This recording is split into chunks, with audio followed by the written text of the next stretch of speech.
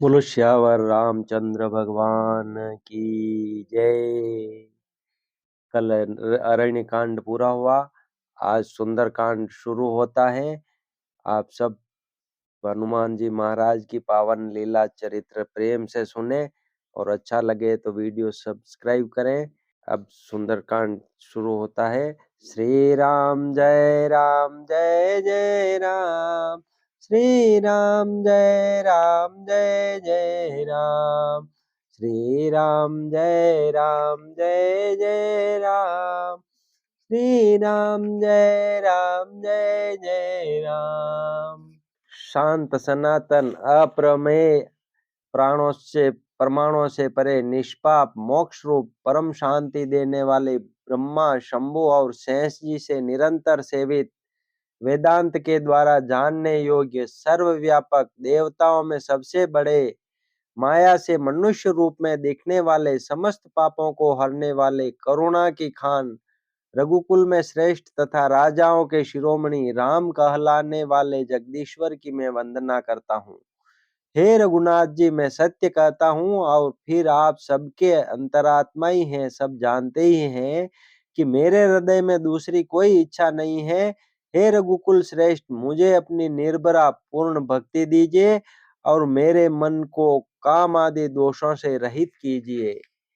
अतुल बल के धाम, सोने के पर्वत, सुमेरु के समान कांति युक्त शरीर वाले दैत्य रूपी वन को ध्वंस करने के लिए अग्नि रूप, ज्ञानियों में अग्रगण्य, संपूर्ण गुणों के निदान, वानरों के स्वामी श्री रघुनाथ जी के प्रिय भक्त पवन पुत्र श्री हनुमान जी को मैं प्रणाम करता हूँ।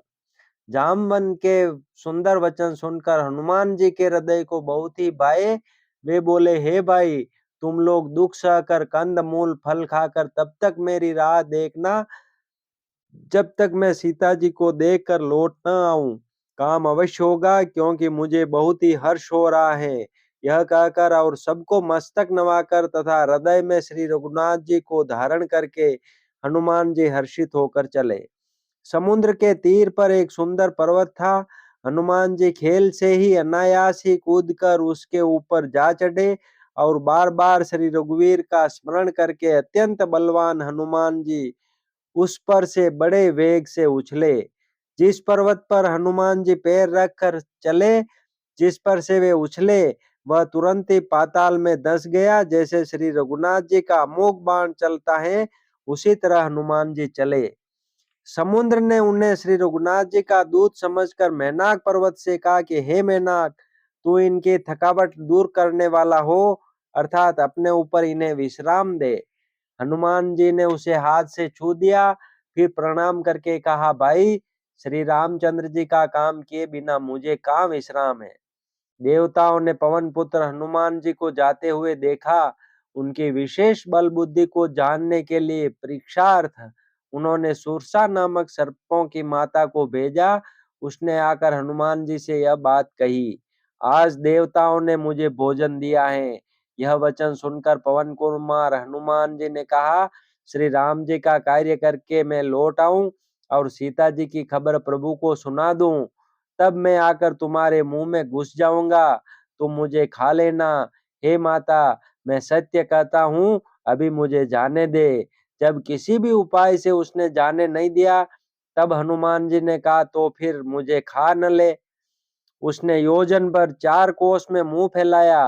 तब हनुमान जी ने अपने शरीर को उससे दूना बढ़ा लिया। उसने 16 योजन का मुख किया। हनुमान जी तुरंत ही 32 योजन के हो गए। जैसे जैसे सुरसा मुख का विस्तार करती थी, हनुमान जी उसका दूना रूप दिखलाते थे। उसने 100 योजन 400 कोस का मुख किया। तब हनुमान जी ने बहुत ही छोटा रूप धारण कर लिया और वे उसके मुख में घुसकर तुरंत फिर बाहर निकल आए और उसे सिर नवाकर विदा मांगने लगे। उसने कहा, मैंने तुम्हारे बुद्धि बल का भेद पा लिया, जिसके लिए देवताओं ने मुझे भेजा था। तुम श्री रामचंद्र जी का सब कार्य करोगे, क्योंकि तुम बल बुद्धि के भंडार हो। यह आशीर्वाद देकर वह चली गई। तब हनुमान जी हर्षित होकर चले। समुद्र में एक राक्षसी रहती थी। वह माया करके आकाश में उड़ते हुए पक्षियों को पकड़ लेती थी। आकाश में जो जीव जंतु उड़ा करते थे, वह जल में उनकी परछाई देखकर उस परछाई को पकड़ लेती थी, जिससे वे उड़ नहीं सकते थे और जल में गिर पड़ते थे। इस प्रकार वह सदा आकाश में उड़ने वाले जीवों को खाया करती थी।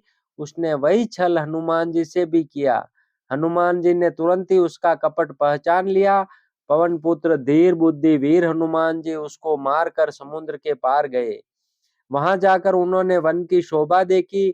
मधु पुष्प रस के लोभ से भौरे गुंजार कर रहे थे। अनेकों प्रकार के वृक्ष फल फूलों से शोभित हैं। पक्षी और पशुओं के समूह को देखकर तो वे मन में बहुत ही प्रसन्न हुए। सामने एक विशाल पर्वत देखकर हनुमान जी भय त्याग कर उस पर दौड़कर जा चढ़े। शिव जी कहते हैं, हे उमा, इसमें वानर हनुमान की कुछ बड़ाई नहीं है। यह प्रभु का प्रताप है जो काल को भी खा जाता है। पर्वत पर चढ़कर उन्होंने लंका देखी। बहुत ही बड़ा किला है, कुछ कहा नहीं जाता। वह अत्यंत ऊंचा है, उसके चारों ओर समुद्र है। सोने के परकोटे चार दीवारी पर का परम प्रकाश हो रहा है। विचित्र मणियों से जड़ा हुआ सोने का परकोटा है। उसके अंदर बहुत से सुंदर सुंदर घर हैं, चौराहे, बाजार, सुंदर मार्ग और गलियां गलियां हैं। सुंदर नगर बहुत प्रकार से सजा हुआ है। हाथी, घोड़े, खच्चरों के समूह तथा पैदल और रथों के समूहों को कौन गिन सकता है।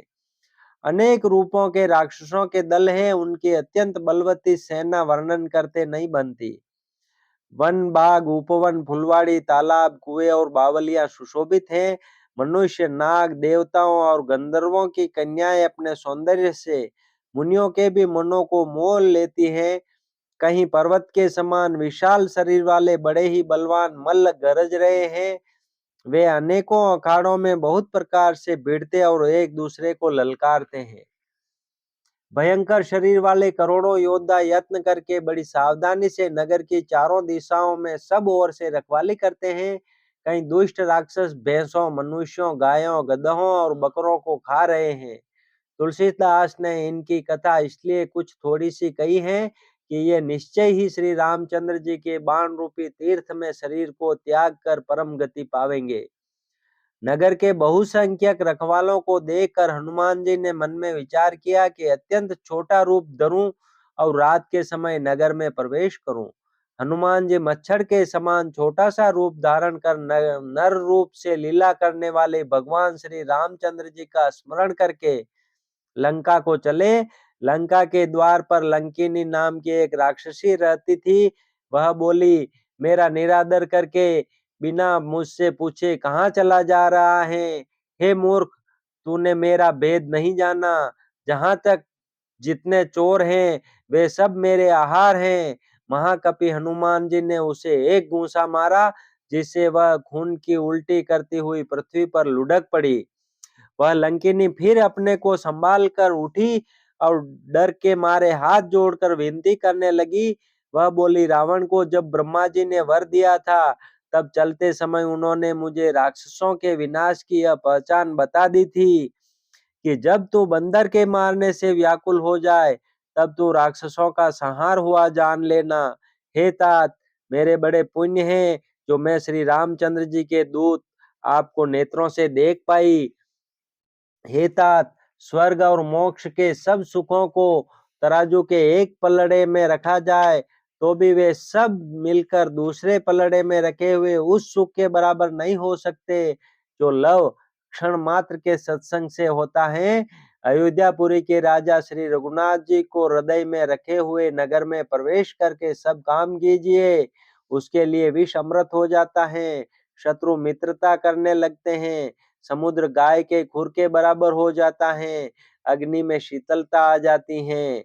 और हे गरुड़ जी, सुमेरु पर्वत उसके लिए रज के समान हो जाता है, जिसे श्री रामचंद्र जी ने एक बार कृपा करके देख लिया।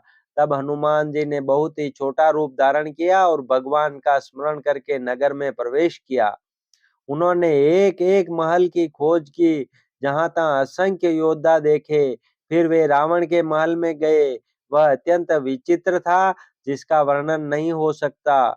हनुमान जी ने उस रावण को शयन किए देखा, परंतु महल में जानकी जी नहीं दिखाई दी। फिर एक सुंदर महल दिखाई दिया। वहां उसमें भगवान का एक अलग मंदिर बना हुआ था। वह महल श्री राम जी के आयुध धनुष बाण के चिन्हों से अंकित था।